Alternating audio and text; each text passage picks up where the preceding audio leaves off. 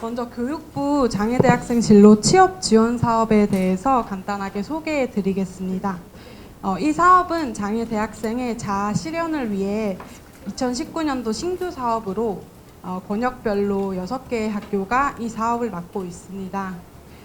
보시는 바와 같이 서울권역은 서강대학교, 경인권역은 한국복지대학교, 나사렛대학교, 전북대, 대구대, 부산대가 나누어서 담당을 하고 있습니다. 저희 서울권역 서강대학교 장애학생 지원센터는 지금까지 5개의 행사 프로그램을 진행을 하였는데 5월 달에 담당자 간담회를 시작으로 해서 전문 상담과 취업 캠프 2번의 취업 역량 강화 프로그램으로 운영을 하였습니다. 그리고 2019년도 마지막 행사가 이번 장애학생 워크페어인데요. 이번 장애대학생 워크페어는 교육부의 장애대학생 진로 취업 지원 사업의 하나로 서강대학교 장애학생 지원센터가 주최를 하고 한국복지대학교와 한국장애인 고용공단이 공동 주관하는 행사입니다. 그럼 설명회 행사 시작하도록 하겠습니다. 예, 안녕하세요. 저는 한국생명공학연구원 인재개발실에서 정규직 채용 담당하고 있는 이동원이라고 합니다. 그러면 저희 기간 현황하고 채용 제도에 대해서 좀 설명드리도록 하겠습니다. 우선 목차는 첫 번째로는 기간 현황, 그리고 두 번째로는 중점 연구 분야, 그리고 세 번째로는 생명연애 채용 제도에 대해서 잡아봤고요. 먼저 첫 번째로 기간 현황부터 말씀드리도록 하겠습니다. 저의 이제 임무인데요. 첨단 생명과학 기술 분야 원천 기술의 개발 보급하고 그리고 바이오 경제를 견인하고 있고요. 그리고 국내외 생명과학 연구를 위한 공공 인프라 지원을 그 임무로 하고 있습니다. 연역으로는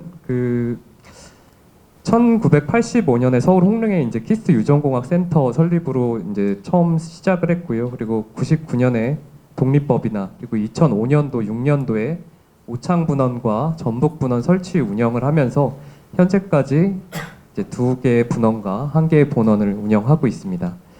인력하고 예산 부분을 좀 설명드리겠습니다. 저희 9월 말 기준으로 해서 정규직은 570명, 비정규직은 88명, 그리고 박사 후 연구원은 94명. 학생 같은 경우에는 382명이 이제 연수 및 수련을 하고 있고요. 그리고 예산의 경우에는 올해 기준으로 해서 1,863억 원이고, 그리고 정부 출연금이 그 중에서 약 50% 정도를 차지하는 891억 원 수준으로 이제 예산이 책정되어 있습니다. 네, 그 다음에 조직에 대해서 좀 설명을 드릴 텐데요. 저희는 이제 2분원, 3연구부, 2사업부, 3지원본부로 이제 구성이 되어 있습니다. 그래서 보시면은 분원도 이제 2개의 분원을 두고 있고요. 이 부분은 좀 세부적인 내용이 많기 때문에 먼저 넘어가서 말씀드리겠습니다. 예, 지역 조직입니다. 아까 말씀드린 대로 이제 충북 오창의 오창분원과 그 전북 정읍의 전북분원, 그 대전 본원 같은 경우에는 이제 대덕에 위치를 하고 있는데 여러분께서 위치를 잘 알기가 어려우시다면은 이제 카이스트와 바로 맞대고 있다라고 생각하시면 될 것 같습니다. 담을 두고 이제 카이스트와 경계를 두고 있는데요.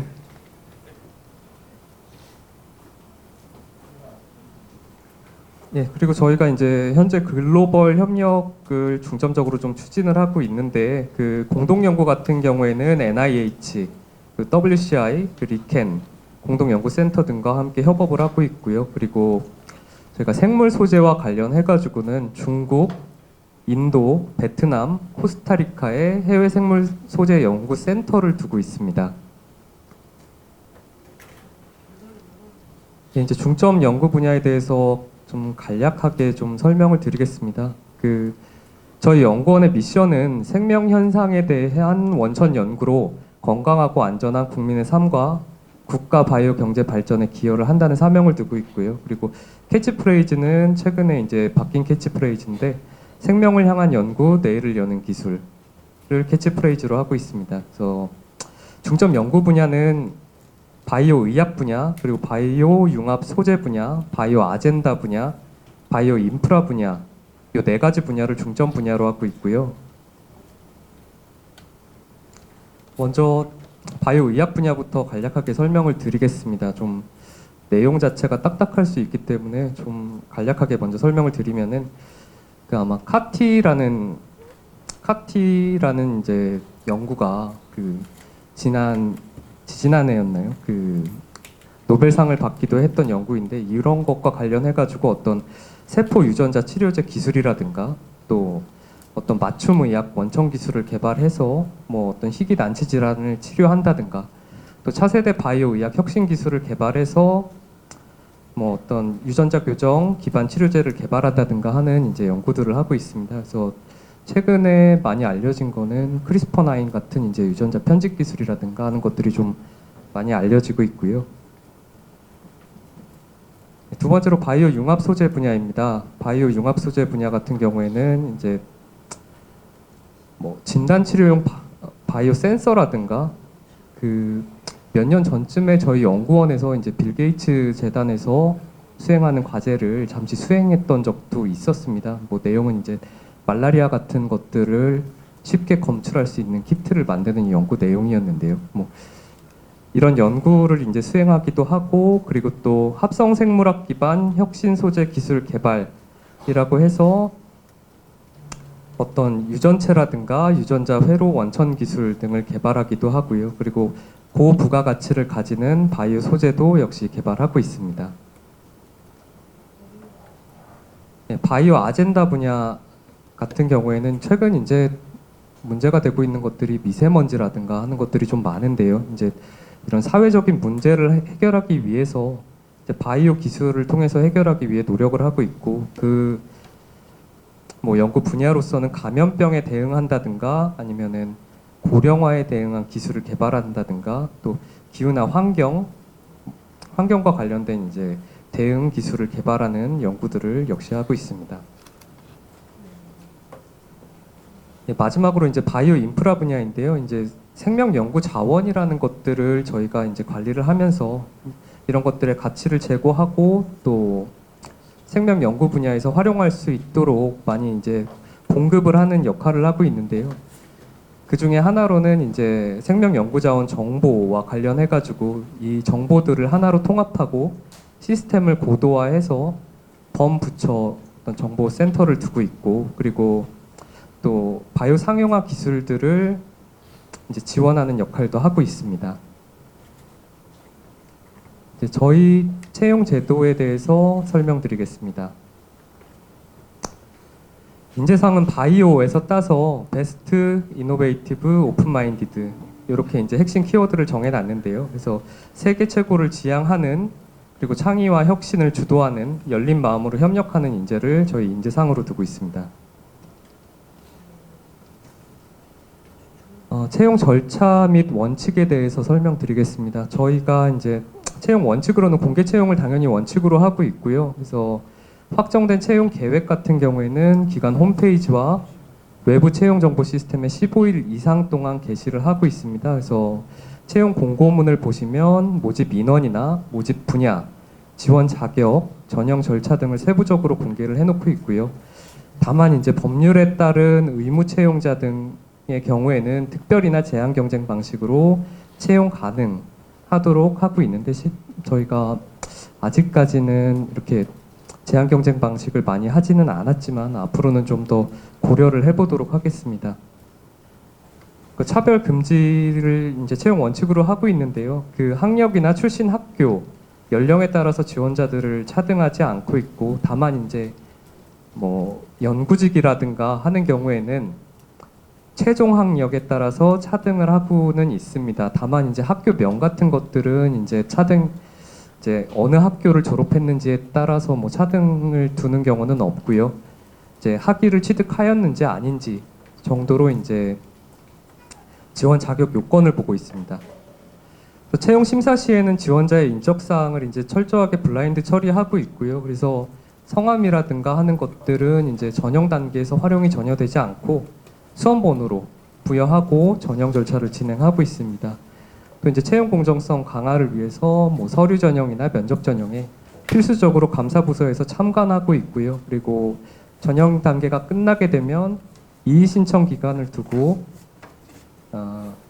전형 단계에 문제가 없었는지 이의 신청을 받고 있습니다. 그리고 또 예비 합격자를 두고서 이의 신청과 연계해가지고 좀 불합리하게 피해를 보는 지원자가 없도록 하고 있습니다. 제가 어떻게 좀 설명을 드릴까 하다가 좀 채용 공고문에 있는 내용을 실제로 보면서 설명을 드리면 좋겠다라고 이제 생각을 해가지고요. 그 실제 사례를 좀 들어봤습니다. 공고문에서 좀 발췌를 했는데요. 저희가 뭐 연구 분야도 있지만 뭐 행정이라든가 기술직 분야도 따라 이제 채용을 하고 있기 때문에 참고해 주시면 될 것 같습니다. 보시면 이제 모집 분야명이 나와 있고요. 그리고 직무 수행 내용이 기재가 되어 있는데 그 실제로 서류나 면접 전형을 진행하실 때는 그 직무 수행 내용을 잘 읽어 보시고 지원을 하시면은 전형 단계에서 많은 도움을 받으실 수 있을 것 같습니다. 역시 채용 공고에서 이제 우대 사항까지 표시를 하고 있는데요. 우대 사항을 이제 읽어 보시고 본인이 지원하시는 직무가 본인과 이제 얼마나 적합하게 맞아 떨어지는지에 대해서 좀 확인을 하실 수가 있고요.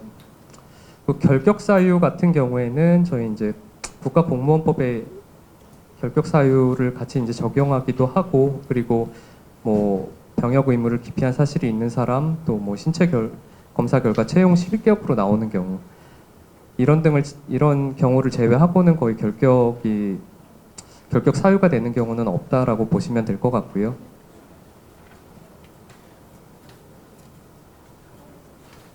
저희가 분야에 따라서 필기 시험을 보기도 하지만 이제 필기 시험을 안 보는 경우도 있습니다. 그래서 채용 계획을 수립할 때 필기 시험을 보는 것이 적합하겠다라고 판단을 하면은 해당 분야에 대해서는 이제 필기 시험을 진행을 하고 있습니다. 그리고 가점 및 감점에 대해서 말씀을 드리면 저희가 취업보호 대상자 같은 경우에는 증명서에 이제 명기된 비율대로 가점을 드리고 있고요. 그리고 장애를 가지신 분들은 그 장애의 정도에 상관없이 10% 점수가 산출되면 그 점수의 10%를 가점을 적용하고 있습니다.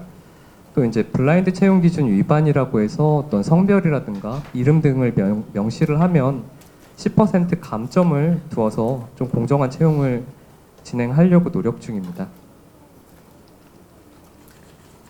입사 후 처우인데요. 여기서 좀 궁금하신 거는 아무래도 초임 수준이지 않을까 싶습니다. 그래서 저희 알리오 공시 기준으로 좀 적어봤는데 제가 3분기 기준으로 확인했을 때는 4천만 원 정도 된다라고 이제 알고 계시면 될 것 같고요. 그리고 신규 임용자에 대해서는 평가를 좀 유예하고 있습니다. 그래서 신규 임용자가 낮은 평가 등급을 받아서 나중에 이제 성과급에서 어떤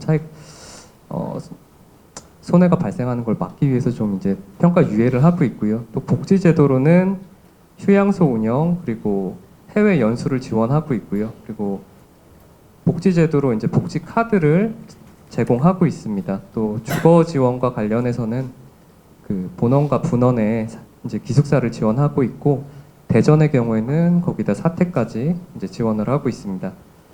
기타 복리 후생으로는 건강 검진 지원이라든가 어떤 건강 상담, 그리고 체육시설 운영 등을 이제 추가적으로 복지제도로 운영하고 있습니다.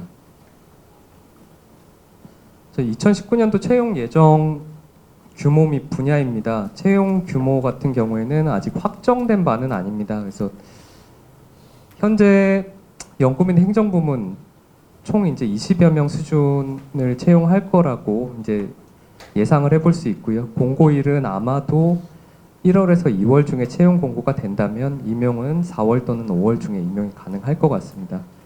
그래서 장애인 채용 가능 직무를 좀 적극 검토해가지고 향후 채용 계획에는 좀 반영할 예정이고요. 그리고 여기서 설명을 다시 한번 드릴 거는 채용 규모하고 분야, 이제 공고가 언제 나는지는 좀 구체적인 사항에 따라서 변동이 될 수 있다는 점 말씀드립니다. 감사합니다. 안녕하세요. 저는 한국전자통신연구원의 채용을 맡고 있는 인력기획실장입니다. 만나 뵙게 돼서 대단히 반갑습니다. 조금 앞에 생명연구소에서 좀 학술적으로 설명 많이 하셔가지고 저는 가능하면 여러분들 지루하지 않게 좀 채용에 도움이 되는 팁 위주로 말씀을 드릴 테니까 부담 없이 좀 가볍게 들어주시면 감사하겠습니다. 제가 발표하기 전에 여러분들 혹시 이공계 학생분들이 몇 분이나 계신지 제가 좀 알 수 있을까요? 나는 이공계에 전공을 하고 있다. 한번 손 한 번만 좀 들어주시겠어요? 아니면 저는 인문사회계열에 전공을 하고 있다. 인문사회계열. 이제 인문사회계열이 많으시군요. 그러면 제가 저희는 물론 이제 이공계 연구소이지만 인문사회계열 학생에 맞게 가급적 그런 쪽으로 발표를 하도록 하겠습니다. 우선 한국전자통신연구원은 보통 이제 ETRI 약자로 해서 에트리라고 합니다.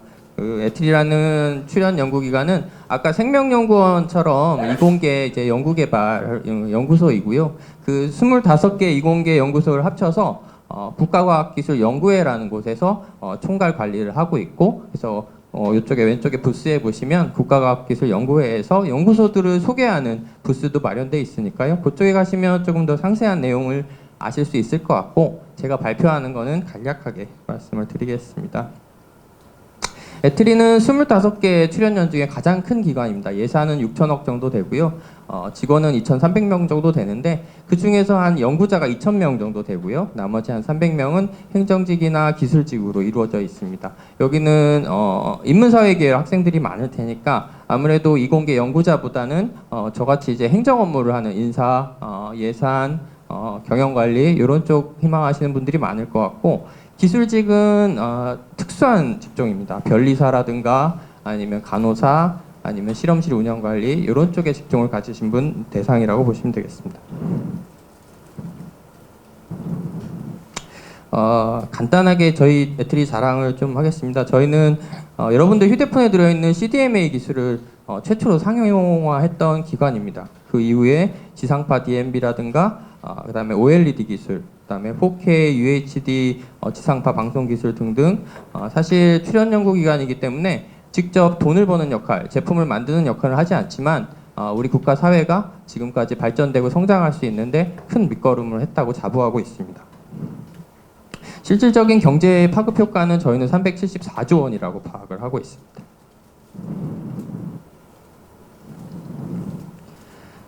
에트리의 인재상은 창의도전, 변화혁신, 소통, 협력을 가진 인재 중에서 퓨처 크리에이터, 미래를 만들 수 있는 좀 도전적인 인재를 찾고 있고요.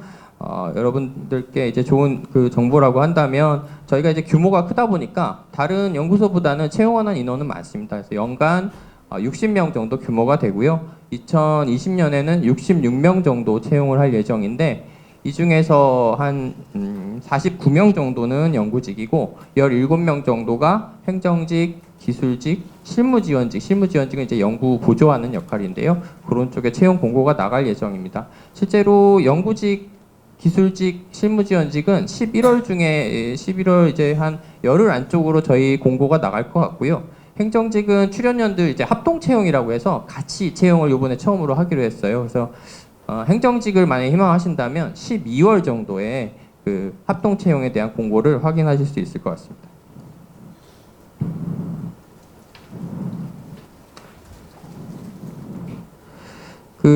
지금 여기 계시는 분들은 대부분 그 인문사회 계열이니까 제가 연구직에 대해서는 상세하게 말씀을 안 드려도 될 것 같은데, 다만 보통 출연연에서 연구 업무를 하시는 분들은 석사급 이상 이제 전공을 하신 분들을 대상으로 이제 채용을 하게 되고요. 보통 이런 분들은 지원서 서류 전형, 그 다음에 1차 전공 면접을 하게 되고 마지막 종합 면접 거쳐가지고 채용이 됩니다. 그 외에 이제 인문사회 계열이라든가 연구 업무를 서포트하는 실무지원직 같은 경우에는 서류 전형, 필기 전형, 종합 면접이 있는데요. 이 중에서 이제 필기 전형은 요즘에 이제 공공기관들이 많이 하는 NCS 그 객관식 시험을 보고 있고요.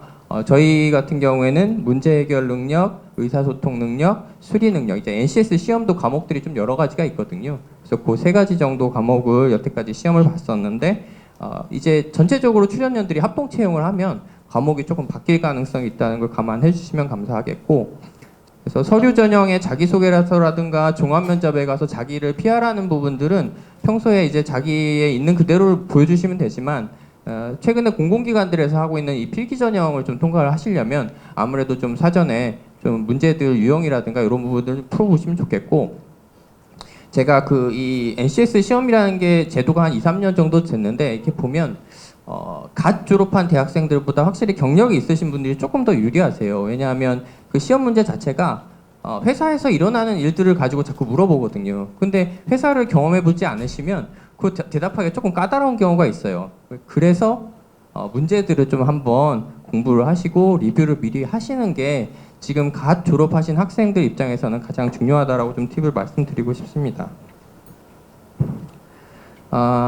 대부분의 출연 연구기관들이 국가에서 운영하는 공무원이라든가 일반적인 회사에서 운영하는 복지 혜택들을 중상 이상의 수준의 복지 제도를 다 운영을 하고 있고요. 특히 그 학술적인 기관이기 때문에 어떤 연구소를 다니면서 석사, 박사 학위를 하고자 한다면 시간 선택제라든가 아니면 어떤 학위를 위한 휴직이라든가 이런 제도를 이용해서 학업을 하시면서도 물론 이제 100% 이제 허락을 받으셔야 되는 거지만 학업을 하시면서도 그 직장에 다니시는 경우가 굉장히 많으니까 그런 부분들도 한번 장점으로 파악을 해주시면 좋겠고요.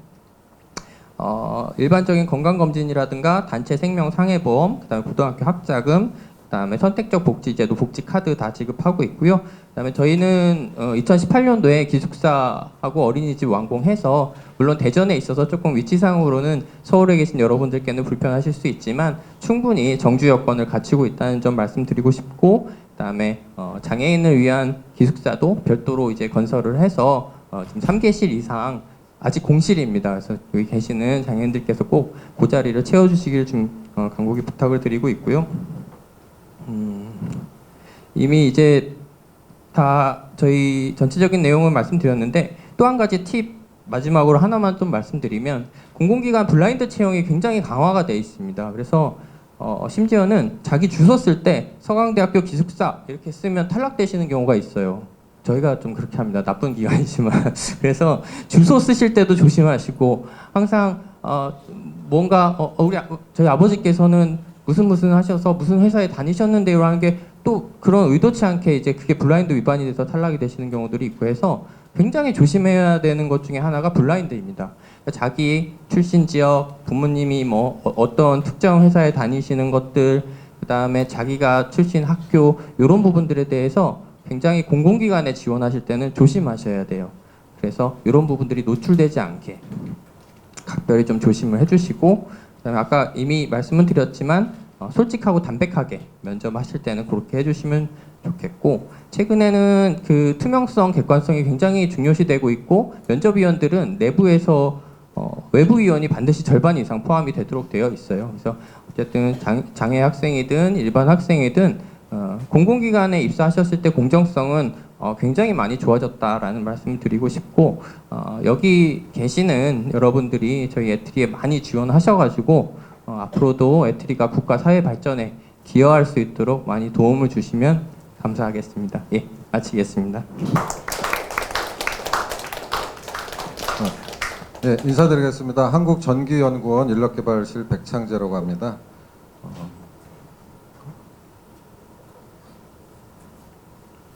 좀 전에 에트리에서 이제 발표를 해주셨는데요. 에트리하고 저희 전기연구원이랑 같이 생겼었습니다. 이제 저도 오늘 이제 강의 10분 정도 이제 설명을 해달라고 그래서 내가 저 입장이면 무엇을 좀 궁금해할까 좀 고민을 해봤습니다. 불과 15, 16년 전에는 이제 제가 여기 앉아 있는 그 입장이었습니다. 저도 이제 학부를 졸업하고 이 근처 숙대 입구 근처에서 직장 생활을 하다가 다시 대학원을 갔다가 다시 이제 두 번째 직장으로 이제 옮긴 사람입니다. 그래서 고민을 해보니까 직장을 쉽게 좀 바꿀 수 있어서 직업을 바꾸기는 좀 어려운 것 같습니다. 제가 여러분보다 조금 먼저 직장 생활을 한 사람으로 생각해 보면 여러분들은 이제 거의 밑그림을 이제 거의 완성을 하고 이제 사회에 나가서 그 밑그림에다 이제 색깔을 입히면서 그림을 완성해 나가면서 한 명의 사회인으로서 이제 발돋움할 시기인 것 같은데요. 처음에 어떤 직장을 잡느냐도 매우 중요한 것 같습니다. 저 같은 경우에는 이제 한번 바꿨기 때문에 거기에 이제 또 많은 기회 비용과 시간이 들어갑니다. 그래서 그런 부분을 염두에 두시고 전기연구원이 이런 회사다라는 걸 먼저 말씀을 드리고 그 다음에 채용 제조에서 좀 설명을 드리겠습니다. 일반적인 내용은 이러고요. 전기연구원은 1976년도에 설립이 됐습니다. 그래서 25개 과학기술계 출연연구원이 있는데요. 그 중에서도 역사와 전통을 자랑하는 뼈대 있는 연구원이라고 좀 말씀드리고 싶고요. 올해 창립 43주년을 지냈습니다. 설립 목적과 주요 임무는 전기 관련 연구 개발을 하고 있습니다. 전기 관련해서 유일한 연구 개발 정부 출연 연구원이고요. 전기기기 시험 인증 서비스도 같이 이제 제공을 하고 있습니다. 그리고 좀 저희 연구원에 약간 핸디캡이긴 한데 본원이 경남 창원시에 있습니다. 그래서 저도 어제 뭐 한 4-5시간 걸려서 미리 좀 와 있었는데요. 경남 창원에 본원이 있고 여기 직원이 정규직 기준 한 400명 정도 되고요. 그다음에 안산 한양대 에리카 캠퍼스에 안산 분원이 있습니다. 거기는 한 100여 명 정도 근무를 하고 계십니다. 그리고 의왕 분원이 있습니다. 여기도 경기도 의왕시인데 여기에는 한 30여 명이 근무하고 있고요. 지금 현재 광주 쪽에 전력변화 연구 시험센터를 짓고 있습니다. 그래서 2020년 6월 완공될 예정인데요. 여기도 전체가 다 완공이 되면 또 한 100여 명 정도 근무를 하지 않을까 이렇게 예상이 합니다. 그래서 총 지금 4개 사이트로 좀 분산이 되어 있고 아무래도 대부분의 출연 연구원들이 이제 대전 대덕단지에 있는데 우리는 이제 창원에 있다 보니까 인력 유치에 약간의 불리함은 좀 있는 것 같습니다. 그렇지만 이제 너무 복잡한 서울 생활보다는 좀 여유로운 지방 생활 그리고 지방 분권화 시대이기 때문에 지방에서 터를 잡는 것도 좋을 것 같습니다. 저도 뭐 처음에 말씀드렸듯이 숙대 입구에서 직장 생활을 하다가 이제 창원 내려가니까 그때 저희 집이 안산이었습니다. 그래서 왔다 갔다 출퇴근이 거의 4시간이 걸렸습니다. 지하철로만 해도. 근데 창원 가니까 15분이면 출퇴근이 가능한 거예요. 그러니까 하루에 뭐 3시간 이상이 세이브가 되니까 삶의 질은 제 개인적인 입장으로서는 지방이 낫지 않나 생각은 듭니다. 근데 여성분들은 그렇게 생각하시는 분이 많지 않은 것 같습니다. 일반 현황은 뭐 간략히 소개해드리겠습니다. 원장 직속하에 기획조정부 경영지원부 이제 행정 일반을 다루는 부분이고요. 연구 부원장 밑에 4개 연구본부와 연구단 그리고 센터 2개가 있고요. 시험 인증 업무를 한다고 그랬죠. 그래서 우리 연구원에서 시험 성적서를 발행을 해야 이거 전 세계적으로 통용이 되는 거기 때문에 수출을 할 수 있습니다. 그래서 이 중전기기 업계에서는 우리 연구원의 시험 인증 서비스가 상당히 중요한 부분의 하나입니다. 뭐 시간이 많이 흘렀기 때문에 좀 간략히 진행하겠습니다. 전체 정규직 규모는 540명 정도 되고요. 비정규직까지 포함한다면 한 640명 정도 되고 전체 1년 예산은 지금 저희가 큰 사업이 많이 종료가 돼가지고 좀 줄었습니다. 그래서 한 1,400억 정도 예산을 사용한다고 보시면 되겠고요. 저희는 아시다시피 수익을 만들어내는 기관이 아닙니다. 정부에서 부여한 미션을 수행하는 기관입니다. 그래서 막 돈을 벌기 위해서 운영하는 기관이 아니라는 걸 좀 말씀드리겠고요. 비전 틀입니다. 이렇게 전기 분야에 연구 개발을 해서 국가 산업 발전에 기여를 하겠다 이런 내용입니다. 그래서 뭐 자세히 지금 현재 자세히 알 필요는 없으시고요. 예. 그리고 정부 출연연에 대해서 저도 전기연구원에 입사하기 전에는 에트리는 알고 있었습니다. CDMA 개발한 한국전자통신연구원. 근데 그 외에 출연연은 들어본 적이 없었습니다. 근데 가서 보니까 전기도 있고 뭐 화학도 있고 에너지도 있고 기계도 있고 25개의 출연연구원이 있더라고요. 그래서 출연연구원의 그 사회적인 역할과 책임성에 대해서 현재 국민들로부터 많은 이제 좀 질타를 받고 있는 상황입니다. 그래서 우리 연구원도 우리의 역할과 책임성이 무엇인지 재정립해서 앞으로 연구 방향을 좀 정립한 겁니다. 그래서 이 부분은 좀 아셔야 되는데요. 그럼 전기연구원이 뭐 하는 데냐 이렇게 했을 때 자기가 지원하는 회사가 뭐 하는 데는 좀 알아야 되지 않습니까? 그래서 크게 보면 이제 전력망, 한전에서 오는 전기를 어떻게 수용과까지 이제 배전을 하는지 그런 기술들, 그리고 전력 기기를 다루는 기술, 전기 응용, 그래서 전기 선박, 전기 에너지를 추진으로 하는 선박체, 뭐 플라잉카 뭐 이런 것도 개발을 하려고 하고 있고요.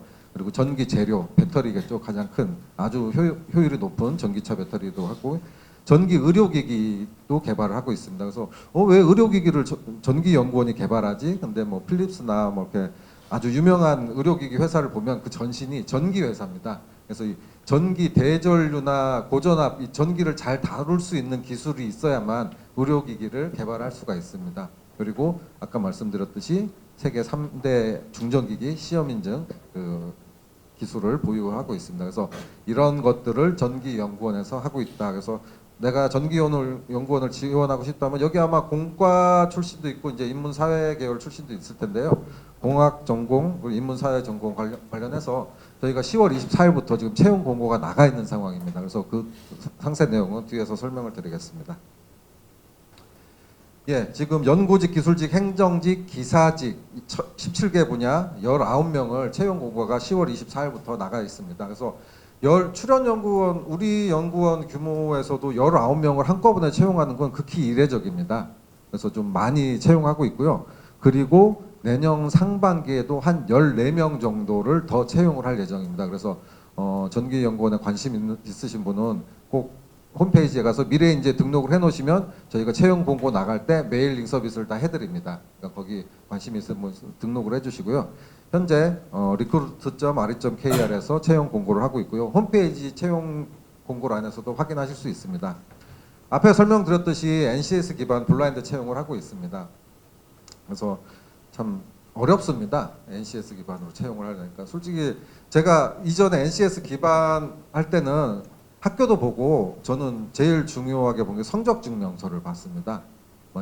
이제 전체 4년 동안에 이제 그 결과물이 나와 있는데 1학년 그러니까 학점이 얼마나 높은지는 가장 기본적으로 봐야겠지만 그 학점이 전공으로 딴 건지 이제 교양으로 많이 딴 건지 1학년 1학기, 2학기 학점이 얼마나 살아 있는지 계절학기 학점이 얼마나 되는지 그리고 만약에 제가 경영학 출신이라 그런지 모르지만 경영학은 인사, 재무, 노무, 회계, 마케팅, 생산관리 여러 가지 과목이 있는데 그 사람이 어떤 걸 중점적으로 해서 1학년 더 과목들을 쭉 들어왔는지 회계를 들었으면 중급, 고급, 회계 감사까지 이렇게 쭉 들었는지 그런 것들을 좀 봤거든요. 그리고 경영학 하려면 재무관리, 투자로는 기본적으로 들어야 되는데 그런 걸 들었는지 이런 걸 보면은 이제 이 사람이 4년 동안 어떻게 어떤 마음가짐으로 공부를 했구나. 학점이 좀 낮아도 굳이 이제 계절학기로 때우지 않고 나는 자존심으로 그냥 있는 거 그대로 하겠다. 그럼 좀 보이거든요. 근데 지금 블라인드라 볼 수가 없어요. 그러니까 자기소개서, 채용 분야별 입사 지원서, 경력기술서, 자기소개서를 가지고 판단할 수밖에 없습니다. 상당히 어렵습니다. 그 많은 인원들을 보고서 판단하려면 되게 어려운데요. 채용 심사는 크게 3단계인데 이제 처음에 이제 예비 심사를 하게 됩니다. 그래서 채용 조건 자체가 안 되시는 분들이 썼거나 아니면 지원 자격이 안 되시는 분 쓰는 것들은 이제 인력개발실에서 걸러내고요. 1차 서류 심사하는데 여러분들 논문을 써보셨으면은 자기 글로 한 페이지를 쓴다는 게 얼마나 어려운지 아마 아실 겁니다. 근데 저희가 입사지원서, 경력기술서 이렇게 쭉 읽다 보면 너무 이제 식상한 글들이 많이 보입니다. 그래서 앞에 이제 애트리에서도 좀 솔직담백하게 써달라 하셨는데요. 자기 글로 좀 이렇게 심사 면접관들이 봤을 때 좀 솔직함을 느낄 수 있는 그런 자기소개서가 좀 필요할 것 같고요. 경력기술서도 마찬가지입니다. 그리고 최근 들어서는 NCS 기반 채용하다 보니까 이 신입 직원들을 뽑기가 상당히 어렵습니다. 아무래도 경력이 있으신 분이 질문도 잘하고 글자에 한 글자라도 더 경력을 쓰고 이렇기 때문에 제가 그래서 공공기관 채용 그 간담회 할 때 가서 따졌어요. 학교명이 스펙이냐고. 내가 10몇 년 동안 열심히 공부해서 그 대학교 들어간 게 스펙이냐고. 왜 그걸 못 보게 하냐. 졸업증명서를 왜 못 보게 하냐. 제가 좀 따졌습니다. 근데 그게 통과될지는 모르겠습니다. 그래서 그 입사지원서, 경력기술서 기반해서 1차 서류 심사를 하는데요. 가장 지원자분들 중에 실수하는 부분이 저희가 직무기술서가 나갑니다. 직무기술서가 각 채용 분야별로 직무기술서가 나가는데 예전에는 무슨 분야, 공명 이렇게 나갔죠. 지금은 아주 자세하게 어떤 직무에 직무 수행 내용이 뭐고 필요 지식, 필요 기술, 직무 수행 태도, 직업 기초 능력 이렇게 아주 자세하게 채용 분야별로 한 페이지의 직무 기술서가 나갑니다. 그럼 여기에 따라서 자기가 그 직무에 대해서 경험이 없으면 그 직무 관련해 교육사항을 15개 이내까지 적도록 되어 있는데 이걸 많이 누락을 하세요. 저희는 사전 정보가 없기 때문에 그 교육사항을 자세하게 적어주지 않으시면 그분에 대해서 판단이 어렵습니다.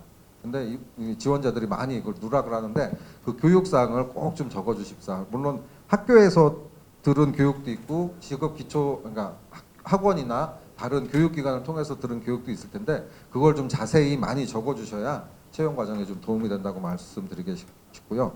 그리고 연구직하고 기술직하고 기사직에 대해서는 이제 인성 검사를 합니다. 그래서 인성 검사가 절대적인 건 아니고요. 이제 2차 전형, 3차 전형의 참고 자료로 씁니다. 그래서 그 시험을 통해서 사람을 100% 알 수 있다면 그건 거짓말이죠. 그러니까 시험을 보면 어떤 사람이 뭐 도덕성이나 진실성 분야에 좀 낮게 나오는 경우도 있고요. 그럼 이제 면접관들에게 이렇게 저희가 주문합니다.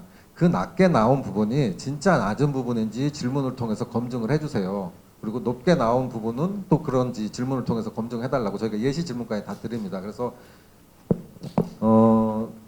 진짜 업무 능력은 뛰어난데 인성 검사가 좀 안 좋게 나오신 부분, 그분들은 이제 질문을 통해서 검증해서 붙는 경우도 있고 떨어지는 경우도 있고 그렇습니다. 그리고 행정직 같은 경우에는 공통 필기 시험을 보도록 되어 있습니다. 그래서 직무 기초 능력 검사를 보고 있습니다. 그래서 행정직 같은 경우에는 필기 시험을 봐서 거기서 몇 배수 이내로 그냥 커트라인으로 자릅니다. 이건 정부 가이드라인에 따라서 이렇게 진행을 하고 있습니다. 그래서 이제 1차 필기시험 서류심사를 붙고 인성검사 필기시험을 마치게 되면은 2차 채용 세미나를 하는데요. 이제 연구직 같은 경우에는 직무 역량 관련해서 내가 여태까지 어떤 백그라운드를 가지고 있고 그리고 어떤 부분을 공부를 해왔으며 앞으로 전기연구원에 들어오면 어떤 분야에 연구를 하고 싶다.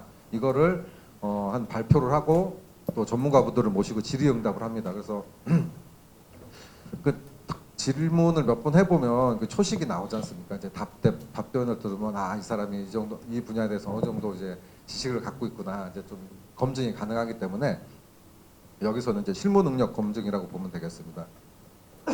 그리고 행정직 같은 경우도 일정 주제를 주고 거기에 대해서 본인의 생각을 뭐 PPT로 만들든지 아니면 뭐 이렇게 좀 그림으로 만들든지 해서 설명하고 질의응답하는 채용 세미나를 하고 있고요. 3차는 직무 전문성이나 인성 및 소양을 종합적으로 평가하는 임원 면접이라고 보시면 되겠습니다. 그래서 연구원 원장님하고 외부위원 50% 이상 들어가시고요. 그래서 면접 심사를 통해서 하는데 앞에서도 뭐 솔직 담백하게 하라고 그러는데 저도 이제 인력개발 실장이다 보니까 이제 채용 과정에 다 참여를 하게 됩니다. 그래서 면접을 할 때 저도 뭐 좀 팁을 드리면 조금 솔직했으면 좋겠습니다. 그러니까 뭐 왜 지원했습니까? 그러면 이제 막 우리 연구원의 비전과 정관을 막 줄줄 읊으면서 한국 전기 연구원을 통해서 뭐 전기 산업의 발전에 공헌하고 뭐 국가 출연 기관으로서 사명을 가지고 이런 거는 솔직히 너무 좀 점수를 따기 어렵고요. 아주 극단적인 예로 전기 연구원 뉴스 보니까 맨날 신이 숨겨놓은 직장 뭐 연봉 1위 막 나오고 돈 많이 준다고 해서 지원했습니다. 이게 오히려 더 솔직하지 않을까요? 뭐 그리고 뭐 지금 뭐 장애인 학생들을 대상으로 하는데 각 단계별로 저희는 허들식입니다. 1차 통과하면 거기서 리셋이 되고 2차 그것도 3차 또 리셋이 되는데 각 단계별로 5점의 가점을 부여를 하고 있습니다. 그리고 최종 합격 되면은 3개월 동안 수습 기간을 거치고요. 그 다음에 정식 임용을 하는데 수습 기간을 제가 최근에 살렸습니다. 아시다시피 출연연구원은 인력의 퇴출 구조가 상당히 어렵습니다. 뭐 개인적인 경험을 또 말씀드리면 제가 뭐 이렇게 회사 생활하다 대학원 갔다가 또 대학원을 갔죠. 그래서 증권회사하고 전기연구원에 붙었다고 그랬을 때 그 대학원 형님이 제가 이렇게 발표 자료 해주고 뭐 술도 좀 얻어먹고 그러던 형님이 있는데 그분이 과기계에 종사하고 계셨어요. 그 과기부 밑에 기관에 있었는데 딱 이 말씀을 하시더라고요. 창재야, 너 증권회사 가서 몇 살까지 다닐 수 있을 것 같냐? 그러시더라고요. 그래서 그냥 출연연구원 가라. 전기연구원 내가 잘 아는데 괜찮다. 이렇게 해서 저도 이렇게 가게 됐는데요. 오늘 저희 설명하는 것뿐만 아니라 국가과학기술연구회 홈페이지에 가시면 25개 출연연구원이 있습니다. 저도 출연연구원 갈 때 창원에 내려갈 때 이제 배낭 하나 메고요. 택배 하나 붙이고 그 당시 학술진흥재단에 빚이 300만 원 있었습니다. 여러분들도 지금 뭐 등록금 되느라고 많이 고민을 하실 텐데 저도 그때 빚이 300만 원 있었는데요. 생활을 하다 보니까 그래도 출연연 정도 되면은 한 직장인으로서 사회인으로서 충분히 자리매김을 할 수 있는 좋은 직장이 아닌가 생각이 되고요. 통상 직장을 가게 되면 뭐 1년 차, 3년 차, 10년 차에 이제 고민이 온다고 합니다. 그래서 저도 첫 번째 직장에서 1년 차에 고민하고 이제 옮긴 직장인데 지금 뭐 15년 차가 넘었으니까 그래도 세 번의 고비는 넘기지 않았나 예, 생각이 들지만 저도 항상 여기가 마지막 직장이라고 생각은 하지 않습니다. 그리고 항상 이제 노력하려는 자세로 하고 있고 25개 출연은 어디 가도 다 괜찮을 것 같지만 그래도 전기연구원은 좀 야생성이 있고 또 지방에서 열심히 하고 있는 연구원이라고 좀 홍보를 좀 하고 싶습니다. 이번에 이제 여기 공학 계열 몇 분 계신지 모르지만 연구직을 9명을 9분을 채용을 합니다. 근데 연구직 같은 경우에는 아무리 NCS라고 하지만 그 채용 분야별로 학위를 제한을 할 수 있습니다. 뭐 박사학위 이상 그리고 연구직은 학부생을 뽑은 경우는 없습니다. 석사 이상으로 다 진행을 하고 있고요.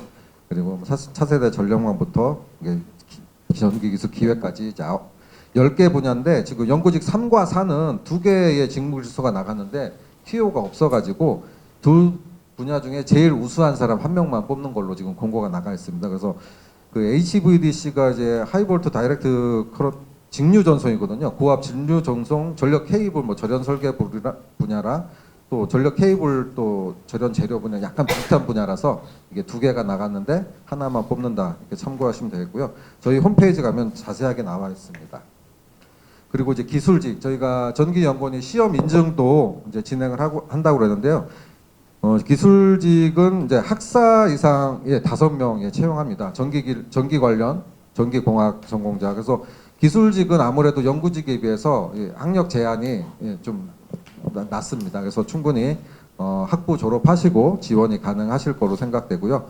근무지는 저희 지역별로 좀 여러 군데로 나눠져 있습니다. 그래서 이제 옮겨 다니면서 혹시 근무가 가능한데 자주 일어나는 일은 아니지만 좀 옮겨 다닐 수도 있다. 그러니까 안내드리겠고요. 그다음에 기술직 3은 이제 정부에서 이번에 공통으로 정보 보안 TO를 1명씩 줬습니다. 그래서 그거 나간 거고요.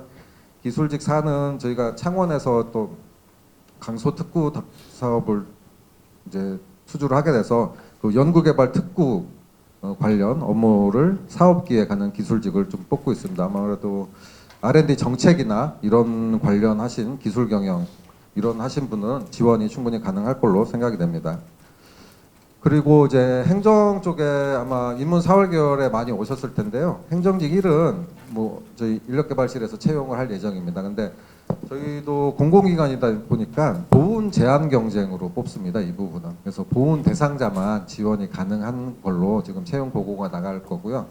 행정직 2는 이제 재무회계 부분입니다. 그래서 뭐 경상계열 전공자면 충분히 다 지원이 가능할 걸로 생각하고요. 이 기사직은 예전에 이제 비정규직으로 계셨던 분들이 정부의 정규직 전환 대책에 따라서 이렇게 좀 전환하신 인력인데 저희가 기사직이라는 직군을 새로 만들었습니다.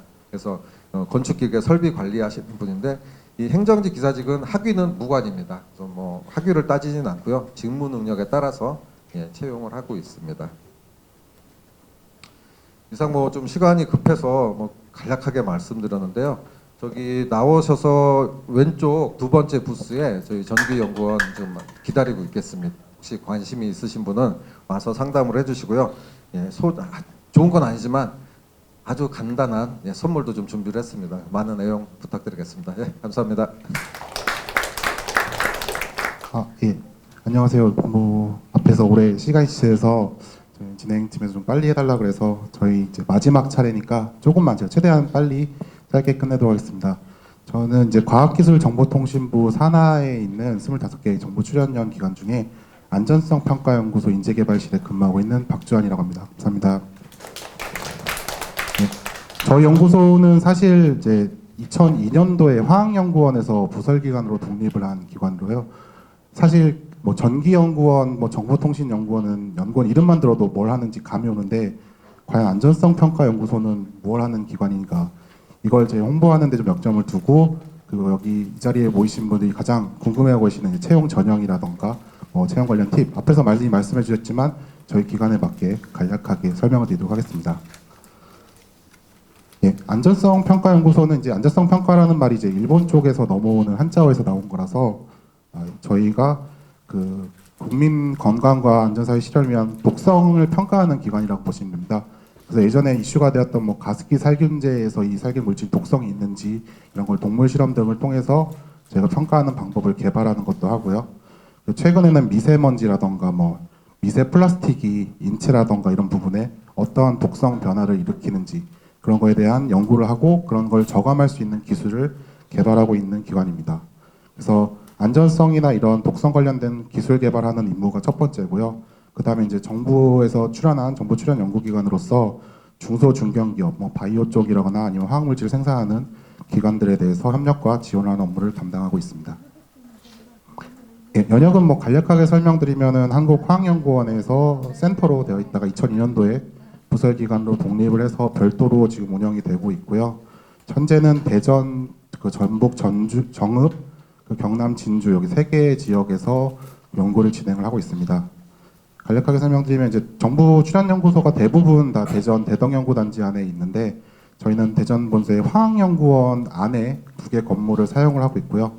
전북 정읍시에 이제 영장류 시험 연구동이라고 해서 이제 원숭이를 통해서 독성 시험이나 이런 부분을 하는 부분 그리고 흡입 독성 뭐 이제 가습기 살균제나 미세먼지를 발생하는 기술들을 개발해서 이슈가 되고 있는 미세먼지를 어떻게 저감시킬지 미세먼지 원인을 어떻게 찾아낼지 그런 거에 대한 연구를 전북에서 진행하고 있습니다. 그 경남 진주에서는 생태 독성이라고 해서 이제 뭐 농약 같은 게 이제 화천이나 아니면 토양에 했을 때 이런 부분을 어떻게 독성이 발생을 하고 잔류 물질이 어떻게 줄어드는지에 대한 연구들을 진행을 하고 있습니다. 예, 저희는 이제 규모가 그렇게 크진 않고요. 2019년 10월달 기준으로 정규직이 327명 정도 됐고 올해 예산은 한 633억 정도 됩니다. 그래서 아까 좀 전에 설명을 드렸던 정기연구원에 비하면 인원 한 3분의 2 수준, 예산은 633억으로 좀 작은 편이긴 한데 밑에 그래프를 보시면 2002년도에 독립한 이래로 지속적으로 인원이랑 예산 규모가 증가하고 있는 걸로 봐서 앞으로 더 커지고 좀 더 많은 그 우수한 인력들이 필요할 것 같아서 참고 자료로 보여드렸습니다.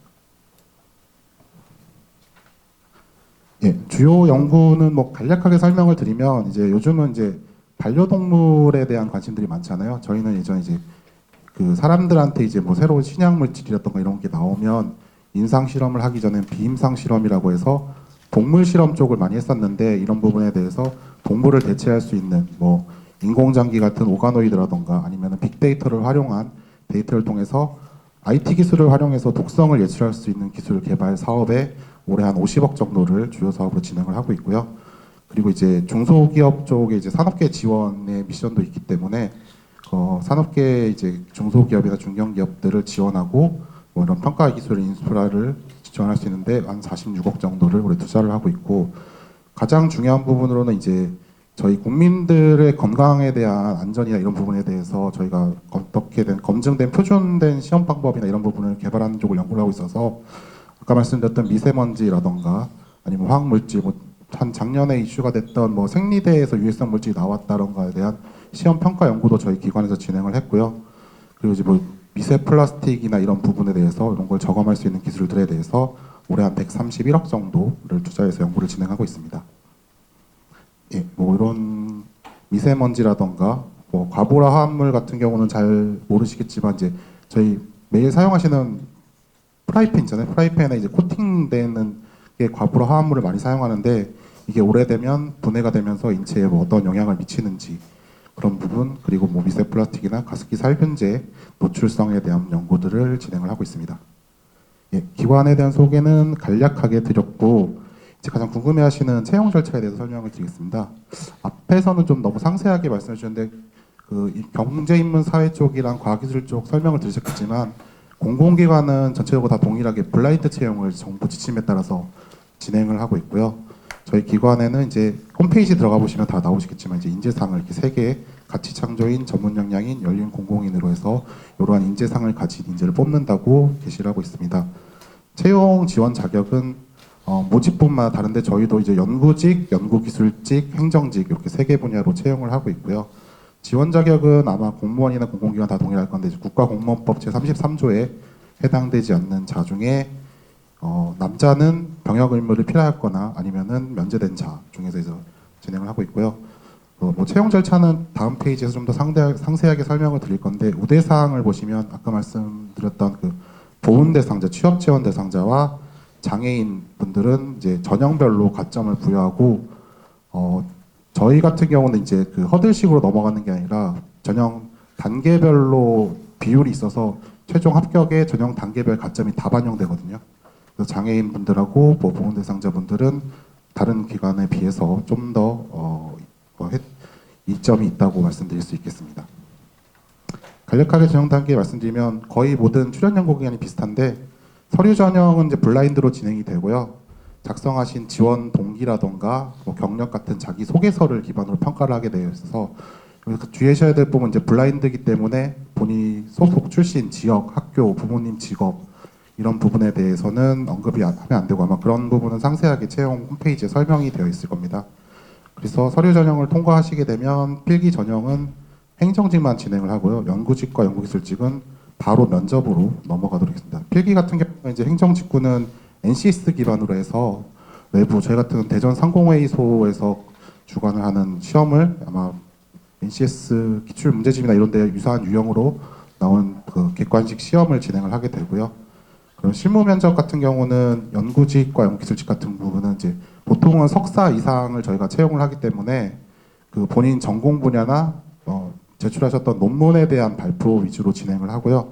행정직 같은 경우는 이제 그해 이슈가 되는 뭐 사항에 대해서 뭐 전공 질문지나 이런 공공기관을 지원하실 때 그 실무 발표 면접의 팁이라고 말씀드리면은 정부에서 그해 이제 주요하게 발표하는 그런 뉴스 같은 데 나온 올해 같은 경우는 이제 뭐 과학기술 쪽은 저희가 주 52시간 근로 제도를 이제 올해 7월 1일부터 도입을 했거든요. 그런 부분에 대한 의견 같은 거를 나올 수 있으니까 뉴스나 이런 데 나오는 이제 정부나 공공기관 공무원들이 이제 어떤 식으로 바뀐다라는 거에 대한 그 해에 이제 뭐 이슈되는 키워드들 그런 걸 뽑아서 준비를 하시면 면접 진행을 준비하시는 데 도움이 되실 겁니다. 그래서 면접을 통과하시는 분들에 한해서 이제 온라인으로 인성검사를 쓰게 되고요. 아까 정기연구원에서 말씀해 주셨다시피 인성검사는 그냥 면접시 참고 자료로만 진행되는 부분이라서 이거는 뭐 크게 신경을 쓰지 않으셔도 될 것 같습니다. 그리고 마지막으로 이제 종합 면접은 임원 면접이라고 보시면 되는데 여태까지 이제 필기랑 실무, 뭐 인성 검사 결과들을 다 그 면접위원분들이 보시고 그리고 면접 같은 경우는 공공기관이 이제 정부 채용 비리가 워낙 많다 보니까 정부 가이드라인에 따라서 외부위원이 전체 심사위원의 절반 이상 들어오게 되어 있거든요.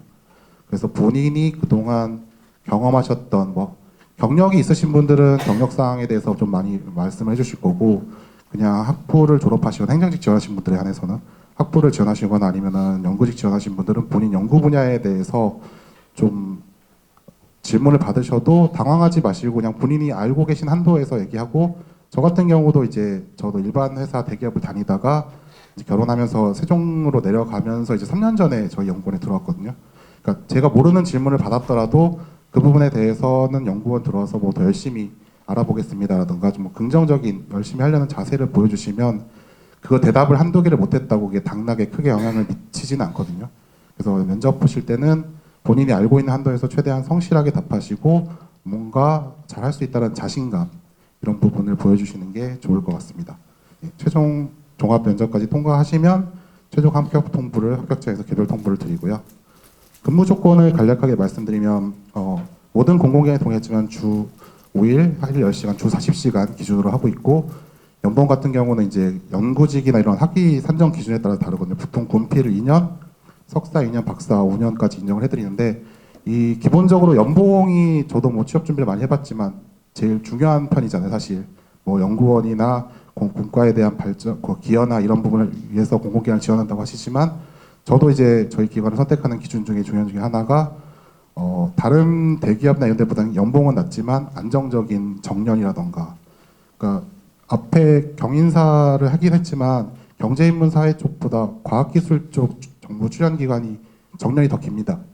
저희는 이제 예전에 이제 공공기관 정상화 뭐 이런 거 하면서 이제 정년이 좀 줄긴 했는데 최근에 늘린다고 하는데 저희 기관 같은 경우는 만 62세거든요. 그래서 저희는 이제 정년도 길고 그리고 연봉 수준도 사실 과학기술 쪽이 낮지가 않거든요 생각보다. 그래서 뭐 국가에 대한 뭐 기여라던가 이런 국민이나 국가를 위해서 일해 보겠다라고 하는 그런 공공적인 생각 그런 부분과 더불어 사실 지방에서 생활하는 것도 연봉이라던가 처우 조건도 중요하기 때문에 그런 부분을 고려하신다고 하시면은 뭐 과학기술 쪽이나 이 경인사 쪽 공공기관에 지원하시는 것도 좋은 기회가 될 수 있을 것 같고요. 저희 쪽에서 뭐 다 동일하겠지만 좀 추가적으로 이제 강조해드리고 저희 팀장님께서 실장님께서 강조하라고 하셨던 이제 복리후생 부분을 말씀을 드리면 일단 기본적으로 이제 뭐 연구직이나 행정직 같은 쪽에 대해서 저희가 이제 해외 연수를 1년에 지금 좀 더 많이 하는 편이고 최소한 한두 분 연구 쪽에서 한두 분 그리고 행정 쪽에서 한두 분 해서 저도 작년에 미국으로 이제 해외 연수를 다녀왔거든요. 그래서 그런 기회 저희가 아무래도 다른 연구기관보다 2002년도에 이제 부설로 떨어져 나왔기 때문에 좀 더 후발주자이기 때문에 인재 육성에 대한 그런 이슈가 기관장님도 많고 그런 뭐 노력이 좀 많은 편이라서 그런 쪽도 있고 유연근무제도 같은 경우도 저도 이제 육아를 하기 때문에 저 10시 출근해서 저녁 7시 퇴근으로 이제 시차 출퇴근제를 활용하고 있거든요. 아침에 아기를 데려다 주고 퇴근하고 저희 기관 같은 경우는 유연근무제도에서 뭐 보통 9시부터 6시까지 근무 시간이긴 한데 저희 8시 반에서 5시 반이 8시간 근무 시간인데 유연근무제도를 사용하시는 비율이 상당히 많습니다. 거의 3분의 1 이상 유연근무제도를 잘 활용하고 있고 그런 제도를 사용하는 데 있어서 뭐 자기 업무에 영향을 미치지 않는다고 하면 뭐 부서장이나 다른 분들의 눈치를 보지 않고 사용할 수 있는 분위기가 되어 있고요. 육아기 단축근로제도 같은 경우도 이제 노동조합이랑 합의가 돼서 만 5세 미만 자녀를 가지신 분들은 급여에 차감이 없이 하루에 2시간씩 2년 이내에서 육아기 근무를 6시간만 근무하시고 8시간 급여를 받을 수 있는 제도 등등이 잘 되어 있고요. 그리고 기타 복리후생, 뭐 가족친화 이런 부분도 육아휴직 같은 경우도 보통 기업은 이제 1년 정도로 되는데 저희는 3년까지 사용을 하실 수 있고 뭐 출산 장려금이라던가 뭐 유수유실 같은 기관 그리고 빠져 있는데 어린이집 같은 것도 같이 운영을 하고 있습니다. 그리고 기타 복리후생으로 저희 실장님이 꼭 얘기해 주던 게 저희가 아까 말씀드렸다시피 지역이 대전, 전북, 정읍 그리고 경남, 진주 3개 지역에서 하고 있는데 요 지역에서 이제 순환 근무를 하거든요. 저희 같은 경우는 이제 한 군데서 계속 근무를 하는 게 아니라 한 3, 4년마다 한 번씩 돌거나 지역으로 해서 보긴 하는데 서울에 이제 주소지가 있으신 분들은 지역 근무하실 때 저희가 기본적으로 기숙사를 다 제공을 해드리고요. 기숙사는 아직까지는 뭐 여유가 많은 걸로 알고 있고 이 기숙사랑 기숙사는 제가 알기로 한 달에 한 4만 원? 거의 저희가 그냥 전기 요금 정도밖에 안 받고 있어서 이런 기숙사 제공을 꼭 말씀을 해달라고 했습니다. 여기까지 저희 연구소에 대해서 간략하게 설명드리고 마지막으로 이제 취업하기 좀 많이 힘들다고 하시는데 제 생각에는 이제 뭐 어떤 팁을 아무리 드린다고 해도 막상 그 입장이 안 돼 보면 라떼는 이런 광고도 있듯이 옛날 생각하면서 얘기하면 또 현실은 다르잖아요. 그래서 좀 힘들지만 좀 공공기관이나 이런 쪽도 좀 많이 보시고 서울이 아니라 지역에서 근무하시는 것도 고려하신다면 좋은 기회가 될 것으로 생각됩니다. 감사합니다.